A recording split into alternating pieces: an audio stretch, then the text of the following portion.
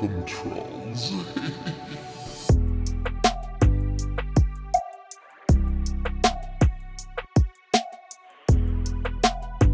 First sees all.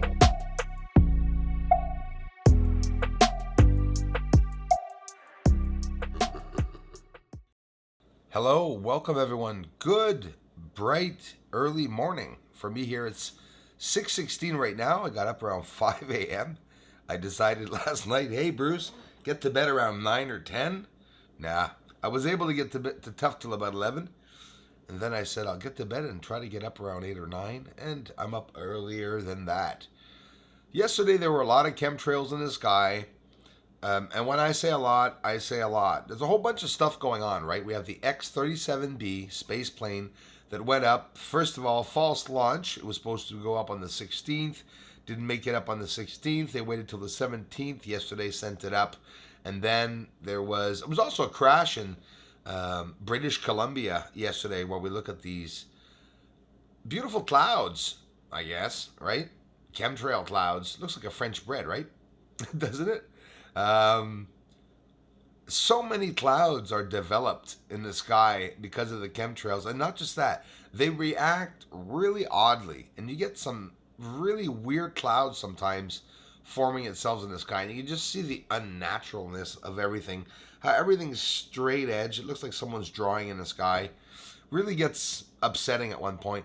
And here in Montreal, it gets to the point where now they're spraying. It's getting really scary because I've never seen that much spraying. And now we're in a pandemic. So there's no planes up in the sky, or not many, so they say.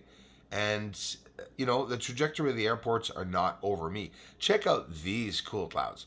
Now listen, honestly, you got to wait a year, sometimes 6 months to see clouds like this.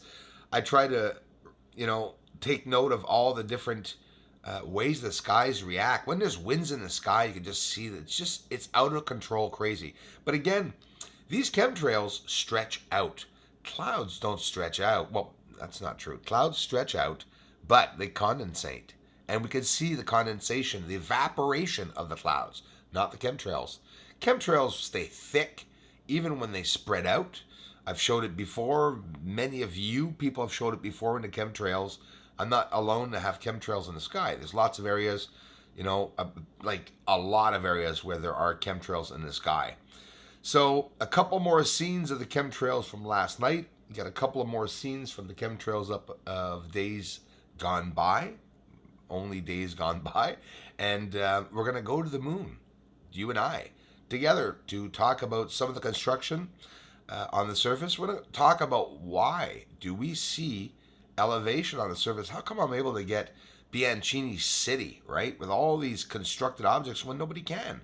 I'm telling you guys and gals, it's just not taking the time to do like I'm doing. That's straight up and simple. Hang in there, everyone. We're going to the moon to look at, yes, a light system. More than one.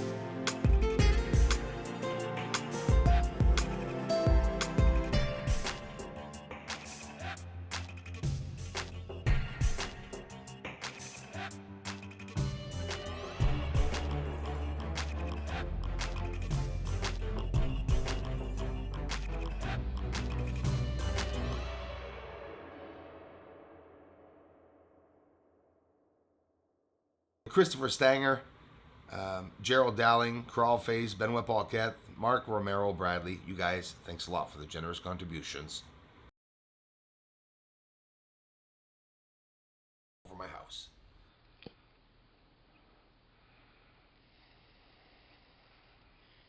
There we go. Oh shit, okay. Can I zoom in? So there are other UFOs flying by at the same time that are not seen with the visible eye, only through the camera, and I'm overwhelmed trying to follow this big one that's now approaching the edge of the house.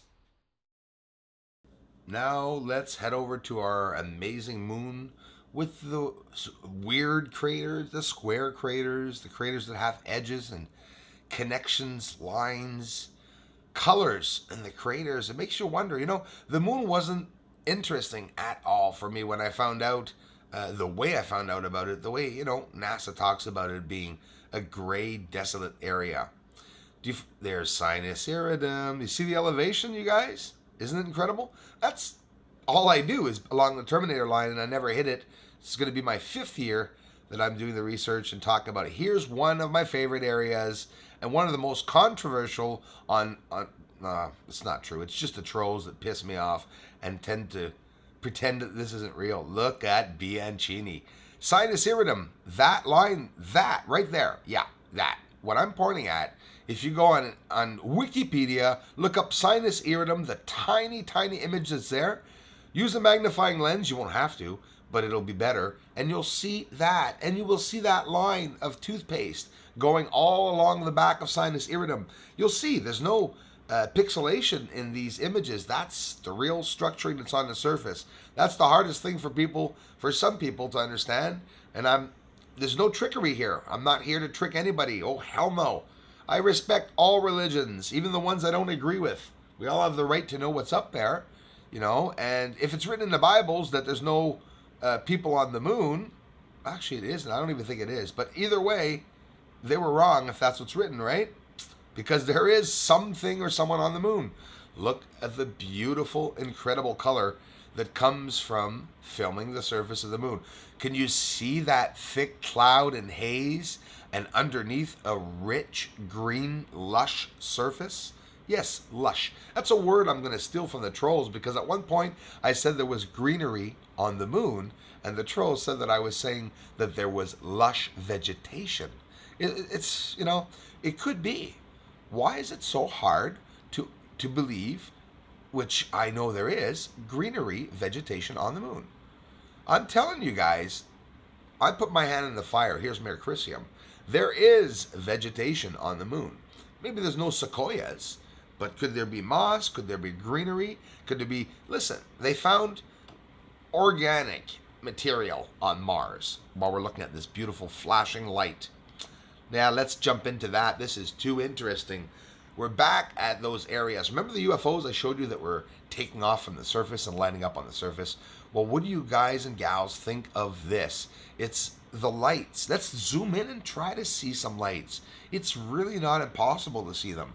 And no, this isn't a spontaneous zoom, and by chance that I caught one, I'm showing you a video where I saw it appear in the image. These aren't easy to get. But now here's the problem that I have. What happens on the left when the right lights up? Why are there areas of lights that light up miles apart, a good 10, 15, 20 miles apart, simultaneously? There's no other reason for that than there being a system of lights. How can there not be a system of lights on the surface of the moon when you're seeing that? UFOs going from point A to point Z on the moon in a matter of 2 seconds. Is that because of an antimatter reactor they have inside of those crafts? The research is getting interesting. Just so much is going on. Hey, I have some thank yous to say here while we're looking at these lights. But again, I'm telling you guys, check out those light system videos that I have up. It's getting pretty incredible. So I want to go over to myevents.com. I want to thank each and every one of you for, first of all, being a patron, and for those of you encouraging the fundraiser when you can. Christopher Stanger, man, love you, bro. Thanks so much. Gerald Dowling, Crawlface, Benoit Paquette, and Mark Romero Bradley. You guys, thanks for being there. Thanks for supporting the channel, and everyone else too, all the way down to Bernard Lempazak. I mean, the list is never ending, and I appreciate it. More research coming. I'll get another video up along the way here today as soon as I can. And thanks again for the ongoing support, everyone. And before we leave, oh, did you see that? You might have to back it. Hold on, we'll get closer. I'll try to keep the moon in so that you guys see that I'm not faking it. It's really there. A flash of light on the dark side of the moon, but on Earth's side, there's flashes there all the time. Now, don't come and tell me they're all asteroids. I had an interview with a French channel last week, a guy who declares having an $11,000 telescope and a $100,000 setup with amazing filters and EOS shit this and shit that. I'm sorry, but they're not impressing me. These guys, stop using the big words and show me some production. Show me, produce some UFOs. You know, all these big telescopes, all 11 this, 11 that, you can't see any UFOs. Guarantee you, if anyone has a telescope, no matter what the size, and tells you that UFOs do not exist, it's because they don't know what the hell they're doing. I'm telling you, the moon is filled with these explosions. Now, what about this? Are you seeing the lines going to and from this object in Sinus Iridum? These are constructed areas that are 20, 30, 40 kilometers wide that you're looking at. And they run off thousands of kilometers all through Sinus Iridum. Again, like the rectangles I show, you know, the structuring in Sinus Iridum on the surface. Let's go see some of that. Right. So let's make the trolls look a little ridiculous, or the disbelievers. I'm there for you, my friends. The ones that disbelieve that are nice people, hey, they exist. You got the shit-stained trolls that disbelieve and thrash and threaten and look look. Let's see if Bruce has a kid so we can scare him, pretend we're going to kill his kid, and then you guys are the funniest, most disgusting bunch of bugger trolls that I've ever seen. Well, here it is, guys. Here's the transformation of your lives. This is infrared. This is a satellite plane in the sky. Like, you guys are going to have a hell of a long, many years trying to disprove it. You want the video? Want to see if there's any layers in it? There's no layers in it. And what about these? Spit on the screen that flies around in formation. I love that one, the spit on the screen. So you see, it's an accumulation of proof. So if you know, these are good videos to laugh at the trolls, the disbelievers, the ones that are trying, and I'm talking now, hear me out, the ones that are thrashing religious communities and the ones that are thrashing people saying you're stupid to believe in God when there's aliens and stuff.